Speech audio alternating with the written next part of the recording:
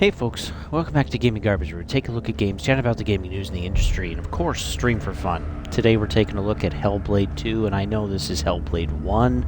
I don't actually have any gameplay of this, because, well, one, it's difficult for me to do a review while also playing at the same time. That's what I'm capable of right now. So when I do reviews and stuff like this, this is basically it. And then you're seeing Hellblade 1 because I'm unable to stream Hellblade 2 on my Xbox with Twitch. For whatever reason, just says the game is unstreamable. I know other people are able to stream this, but I tried again a second time after launch just to see just before doing this, and yeah, still I can't stream it or anything. I don't know why it's blocked. I have no idea. But anyway, we're going to get into the review for Hellblade 2. Now, just to preface this is, if you want to speed this review up a little bit, don't forget on YouTube or Twitch you can always put this at 1.25 times speed to get through the review a little faster, because I got a bit to actually talk about. I'll go over just some generalities and just overall what I think, and then we'll dig into ultimately some details, the rating, and then Hellblade, and then Ninja Theory's future. Yeah, just to preface this, I have not finished the game. I'm about 70% of the way through after about 3 hours. And the reason I'm doing this before I've completed the game, even though it's a small one, is because I don't feel I need to play anymore in order to actually have a good feel or representation with reviewing the game. I don't need to know what the ending is, and I'm probably pretty close to that. But I want to be able to get this out here because not only is this important to talk about for the review of the game itself, but also the future of Ninja Theory. And then two, I've also never played the first one. And so I am playing this kind of more objectively, I guess, as someone outside of not having played the first one, not having knowing really anything or much about it. I, of course, kind of know the storyline. But yeah, I just want to preface those things. So the game is the best graphical game on Xbox. It truly is really beautiful, very detailed. Even just the level of detail is crazy. So the hair and the tattoos, the pores in the skin, the iris of the eyes, holes in the wood.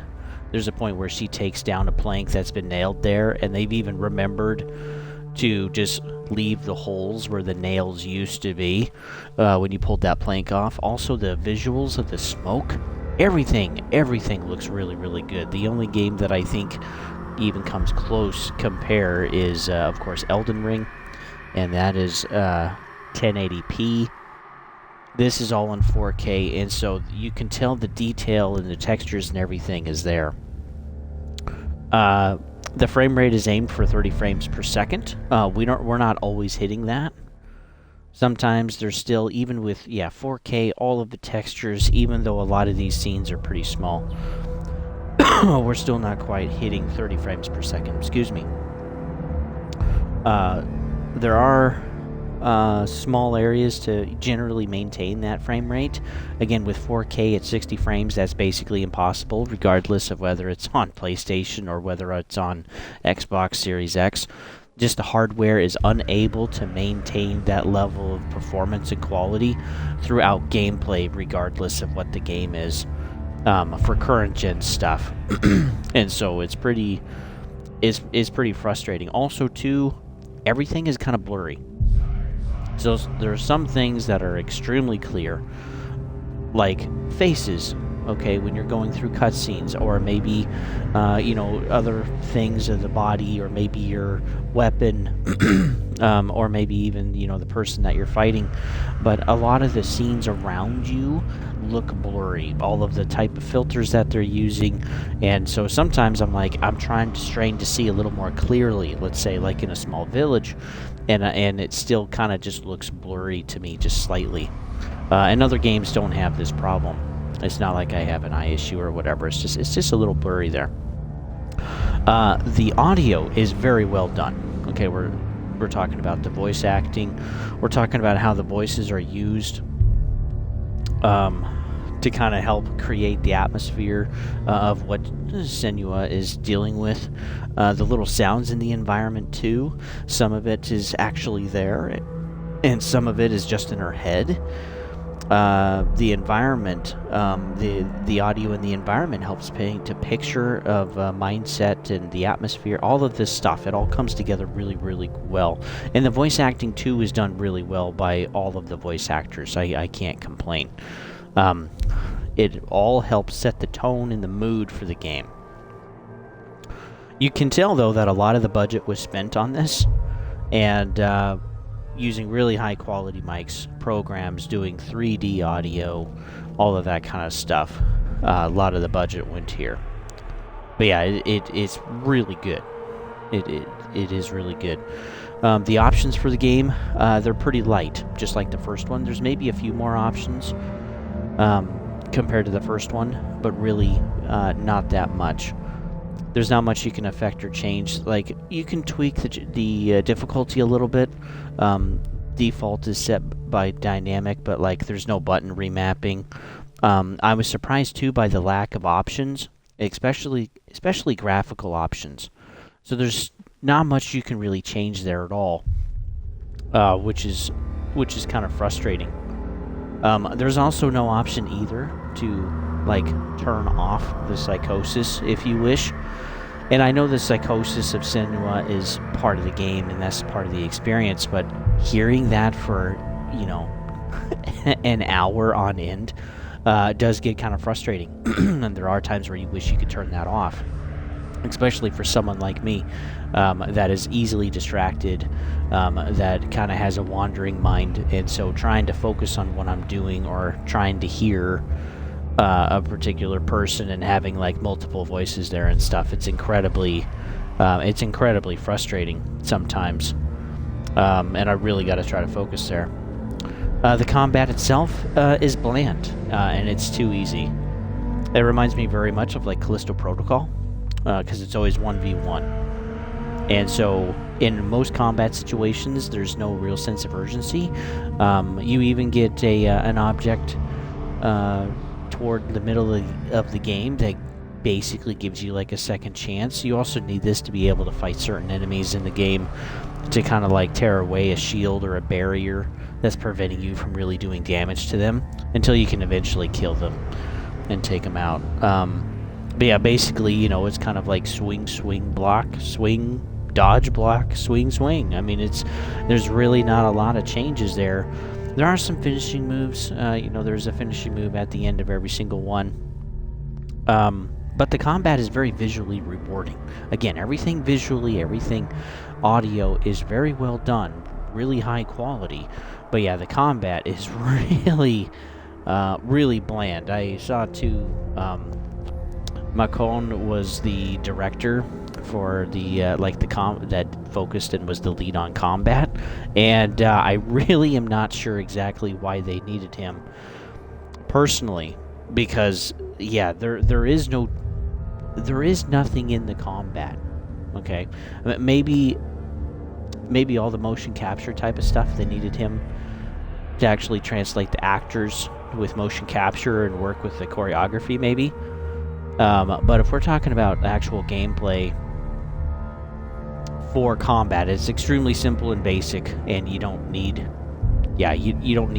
someone to tweak or work on the combat in the game. It's super bland. The navigation, so the areas and the scenes, it's annoying to try to navigate. You get stuck on stuff. You also have like those thematic black bars on the top and bottom of the screen. And I was finding myself, when I was in little villages and stuff, constantly getting stuck on a rock, getting stuck on a little piece of board or plank or a dead body or whatever, and I couldn't see it all the time, so I was getting stuck on stuff. And it takes forever, too, to go anywhere. Sometimes you can't even jog when there's really no reason for it. It's just the game is forcing you to be able to walk. Maybe you can walk quickly, but you can't actually jog anywhere. And so the whole time, once I finally figured out that I could jog in the game, I was trying to jog every moment I could. And again, I understand the storytelling. There's parts where she's injured. There's the psychosis that she's going through. It's all to help kind of create something for the character, an experience, an atmosphere for you to go through with her. and I understand that, but there are parts where none of that is happening. None of that is super important to the story in that moment, and you are still kind of just walking around, unable to jog. And even when you do jog, it's still not very quick. So it feels like it's purposefully slowed down that way to kind of maybe elongate the gameplay. Let's see.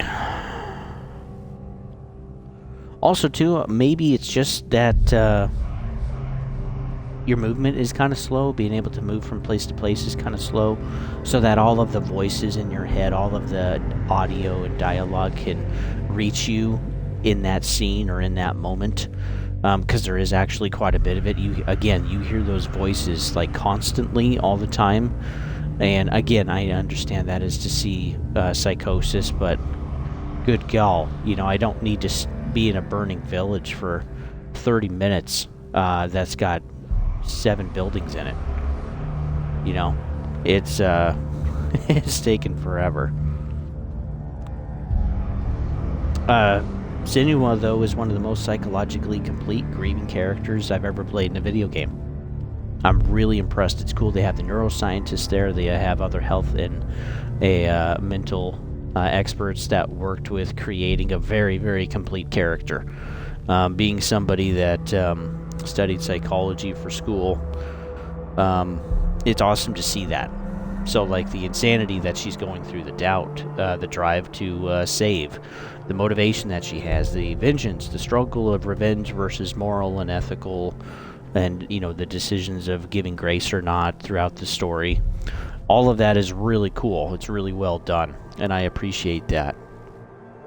The only character that I think that I could see that's built around the same type of quality is actually Kratos in the newer God of War games. So we have an entire, original God of War trilogy, right, with PlayStation 2. And then with the reboot that they did, they focused more on how Kratos is feeling during certain scenes, especially with having a son. And being a dad myself, they did a pretty good job of creating a full, psychological profile of Kratos and what he's dealing with his son, him as a dad, and feeling like a failure, and also other characters in the game. And so I feel like that kind of level and quality of character building is also present in Hellblade 2. They did a great job with that. The puzzles, they shouldn't be called that. They are just simply tasks. Again, they're slow, they're annoying, and they don't need any skill whatsoever. It's literally take something, place it there, ta-da. Or repeat, even. There's no skill involved in this, really. If you're just paying attention a little bit, it's really not too difficult to figure out. Everything, too, is kind of highlighted for you. So yeah, it's not extremely difficult to do any of these so far. The story, too, I find is lacking. And I find that it's not necessarily written very well. So I got a couple of examples. So from the start, Senua, is on revenge. She's a part of the, she's on the slave ship. And she's wanting revenge for someone that she knew. But then later she says that she doesn't know why she was brought to the island. Because there was a storm in the beginning, they shipwrecked and stuff. But it's not saying why she's not understanding why she was brought here. She feels drawn to the island, even though she didn't feel that initially. But then, she'll know it when she sees it. And so it's kind of hard to understand. It's like, there's really nothing to develop that idea in any of the scenes that we're getting while we're playing. Is she's simply going from revenge to being able to save somebody to now suddenly having a change all of a sudden of wanting to bestow grace on a character when she started with vengeance in the first place. And the first scene really does a great job of kind of monsterizing the slavers in the game, and then as you continue to play, there's a sense of humanity there, and it's more about survival. And I mean, I feel like they did kind of play through that some, but again, it's too quick. I mean, you're quickly changing to hot and cold or to extremes here with her mind, which probably wouldn't help anyone's psychosis to begin with. And there's just not a lot of good cohesion there or good transitions during the story for any of that type of stuff. Also, fate kind of brings her to a man who knows someone is coming to save him, even though it's not really known why. There's not really a lot there to engage with. Again, we're kind of missing an opportunity to develop a character. There's a little bit of character development there in the story, but again, it's way too fast. And we learn too about a new group of people on the island, someone that can help her, but you know, they have a lot of power, they have a lot of influence on the island, and so they don't really need her. It's more like she needs them, and so she's got to appease them in some way with puzzles and with some combat. But again, it's so easy. That really doesn't make a lot of sense either. The puzzles are not puzzles at all, and the combat is extremely easy to figure out, and just, yeah, again, it's kind of frustrating. Also, there's a ton that is said through the voices in her head, through the psychosis, instead of actually having developing scenes for her character or other characters in the story. And that also, too, gets frustrating. It's like, oh, okay, for sake of time, we're going to skip this, and we're just going to tell you through the voices in your head. And it's like, why not have a scene there? And something, too, is like, this is a really short game. Again, I'm roughly 70% of the way through the game, I'm estimating, with 3 hours. It's very, very quick. And the game is just short on scenes for character development, for helping explain the story, for walking the player through what's going on, and instead it's just kind of ripping through everything as quickly as possible and just saying, here you go. Okay, now you just have to believe this or understand this, and we're just moving on. It's just kind of very choppy, and I just don't feel like it's actually done very well. So my overall rating for the whole game is a D. It's somewhere between a 60 and a 65%. Again, the visuals are great. The audio is great. The voice acting is wonderful. The whole psychosis that they have, it's wonderful that they had experts in neuroscience and psychology to actually help build a wonderful psychological profile of the protagonist. But again, it doesn't feel like a game. Okay, I'm walking around a lot. The combat is not very often. The combat is also very simple and bland. The puzzles aren't even. And the story is just choppy. You're just kind of ripped through everything really quick. And the game is extremely, extremely short. Again, we had, from one of the people at Ninja Theory saying the game was roughly, maybe 7-8 hours. And I don't know how you can get that. I'm already almost done with the game, and I'm 3 hours in. Yeah, I don't know. But yeah, the game just falls short on gameplay. And, yeah, 2 is just the voices, boy, they get annoying. Even though you're not playing for very long through this game. Like, again, I'm almost done. Just the voices are chronically... They kind of just tell you, too, about, like, what you're seeing, what you're supposed to interact with, what you can engage with. They're kind of like your HUD, I guess. And that, too, is kind of frustrating. There's no prompts to be able to move something, so you can even be just sitting there for a while, just like, okay, what's supposed to be going on? And then you start pushing random buttons, and you realize, oh, I can actually push that out of my way. That would have been nice to know.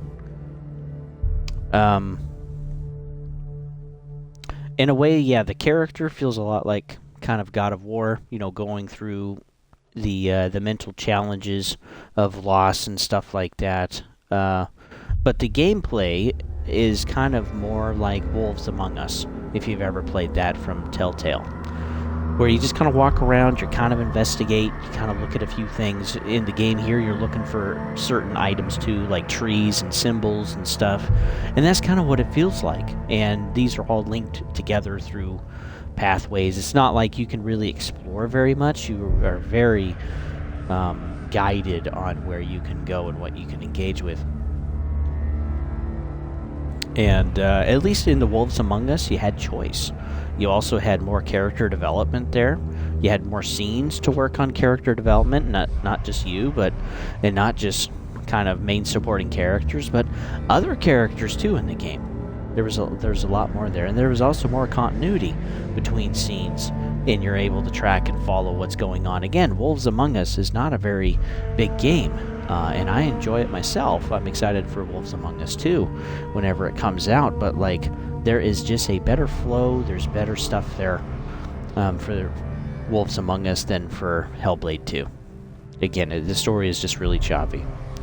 So with all of this being said, I don't really want to finish it.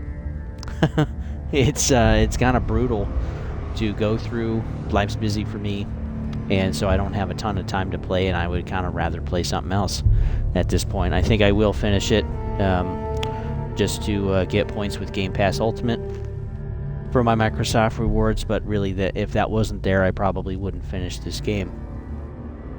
But now we need to talk about Hellblade 2 itself. Is it going to make money? And I think, honestly, it's going to be tough. So this is a $50 game for lacking a gameplay experience, roughly 4 to 5 hours to finish, probably for most of us. This was 5 years in development with a larger budget than the first one. So we know from roughly about what the budget was for the first one is about $15 million. They sold, after 3 months, 500,000 copies and finally broke even. And so $500K times $30, which was what the game was priced at. It's about $15 million for the budget, and then it was profitable after that. And I'm sure it was profitable. I'm sure a lot of people bought it because, again, it was a pretty cheap game. It was half the price of a full game, and it was more of kind of an experience. And there was like a level that was set there with the price for expectations of what the game was going to be like, and people really enjoyed it. People thought it was great. The estimated budget of this one is probably around 20 to 25 million, maybe even a little more than that if we're taking a look at inflation and stuff. Again, this is taken over a 5-year period, raising wages during that time, and yeah, it is probably pretty expensive to actually make this. So my guess is it's around $25 million, and then again at $50 to pay that back, again, we would need 500,000 copies sold to make that money, or since it's on Game Pass, we would need 1.47 million months of Game Pass Ultimate to be sold, which is a ton. That's a ton of months, and that's months over basically 1.5 million months of Game Pass to be bought is what we would need to actually pay this game off. And yeah, that is a ton. Even if they had 1 million sign up, played, and then canceled, the game still wouldn't be paid for. There would still be probably a good deficit there. And so now I'm worried about Ninja Theory. I'm worried about them having layoffs. There's about 150 of them at the studio.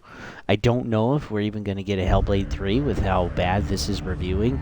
And this isn't just me feeling this way. This is also people, too, that have played Hellblade 1 and are excited for Hellblade 2, and they're like, what the frick is this? I do agree that YouTube is becoming a place where bad news is good news for the channel, for views, and for viewership and subs, and some of that is definitely there on YouTube. That's not what I'm trying to do. I'm just trying to be objective about this. And honestly, I'm not impressed. But I don't know if we're going to get a Hellblade 3. And so what's next for Ninja Theory? We do know that they do have 2 projects right now. One is Project Mara, and the other one is an unannounced project that they're currently working on.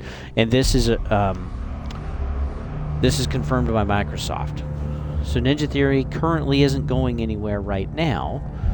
There's also no plans to get rid of the studio, but again, we also heard that with Arcane Austin a year before they were closed. It's like, oh yeah, Arcane Austin's fine, even though Redfall sucks and it's not being received well, it's going to be okay. And well, honestly, it's just how it looks on paper. And if it doesn't look good, the company is going to make cuts. And I worry about that happening to Ninja Theory. So I don't think they would close the studio, especially if they have 2 projects in the works right now. I don't think they would close the studio, but I don't think layoffs are off the table. This also makes me worried too about the Indiana Jones game and the Great Circle. That's coming up later this year. It's also going to be a day one on Game Pass, and what if it's not received well? What if people really don't want to pay for Game Pass subs, and they don't get enough? And again, it doesn't look good on paper. Even if the game is wonderful and works great, just like Hi-Fi Rush, it's not enough to save the studio. That is the precedent now. And I worry about all of these other studios that basically aren't Bethesda. And this is not looking good. According to I already said that. Yeah, so I hope Indiana Jones is good. I hope, again, these games can be made well, but Microsoft has a problem. They've had a lot of games that have not done very well over the last several years. So we had Halo Infinite, we had Redfall, Starfield did not meet expectations. Now we have Hellblade 2. Forza's okay. They're good for what they are, but again, there's not a lot of innovation there. It's like, what is pulling people to Game Pass? And that's pretty hard to say right now. And Hi-Fi Rush is a cheap enough game, people can probably just buy the game. There also is, with Hi-Fi Rush, going to be a physical release, and when that comes up, I will let you guys know. It's going to be by Limited Games. You can look them up on their website. But yeah, I worry about what's going to happen with Ninja Theory and just all of the other studios too. Even ZeniMax, because if stuff is not put on the table, if the money doesn't make sense, we're going to have more layoffs and possibly more studio closures too. That was a real shocker to have Tango Gameworks disappear. That made Hi-Fi Rush. Again, it was a wonderful game, but it's like, well, you're currently not working on anything, so bye. And that's awful. That's horrible. So in order for Game Pass to be successful, we can't have Halo Infinites, Redfalls, Hellblade 2s, Starfields. Again, I still think Hellblade 2 is a wonderful game to play. I think it's worth the experience, especially if you played the first one. Okay, why not? But wait for a sale. Okay, it's not worth $50. Nowhere close in my view. But the games, with Game Pass, the games have to meet expectations. If they're going to be exclusive and they're going to be day one on Game Pass and they're supposed to bring people to the service, even Modern Warfare 3, which is more Activision, and again, Diablo 4, which is more Blizzard, not Microsoft at this point. Microsoft has their work cut out for them. They got a ton of stuff that's failing, including Overwatch 2, which is also not their fault, because they didn't, that was already well into development. A lot of decisions were already made well before they bought them last year. But yeah, Microsoft, they don't have any good ones. Let me put it that way. They don't have any good ones. And that's not good. They have some serious issues. There's maybe a few out there, okay? And again, I hope Indiana Jones is good, but I am getting worried for the quality of the games that are being put out. Visually, they're great. But the gameplay sucks. Or the game is broken, or it was not ready to launch. And again, this is not just a Microsoft problem. This is also at Ubisoft. This is EA. This is Sony. This is Square Enix. Take your pick. This is pretty much every single AAA studio out there. And even for something like Grand Theft Auto 6, I worry about the quality of the game. Not just the gameplay, but how focused microtransactions are going to be, and etc. I mean, we even saw with Assassin's Creed Shadows and with Star Wars Outlaws, they are trying to get you to spend as much money as they can, well over $70 for the game. They want you to pay basically double that, or get onto the subscription service. And we're going to showcase. I'm going to try to show both of those games here on the channel. I'll get Ubisoft. Well, I'm actually buying Outlaws to show that, and I think I'll get a month of Assassin's Creed Shadows, to show that on the channel. So anyway, that's just my thought, folks. What do you guys think? Have you guys played it? My thing is definitely just wait for a sale, or just get Game Pass for a month and play it, and then be done. And then, yeah, we'll see what happens with Microsoft. So thanks for tuning in, folks. You can always follow me, too, at GamingGarbage22 over at YouTube. Also, Don't Tread on Thee on Twitch. And don't forget our Discord server is not just to chat and mingle, but it's also to find other folks to play with, regardless of game, regardless of platform. That used to be pretty normal back in my day as a gamer, and really miss that. Would love to bring that back. So, that, folks, hopefully you guys are having a good one. I'll see you on the next one.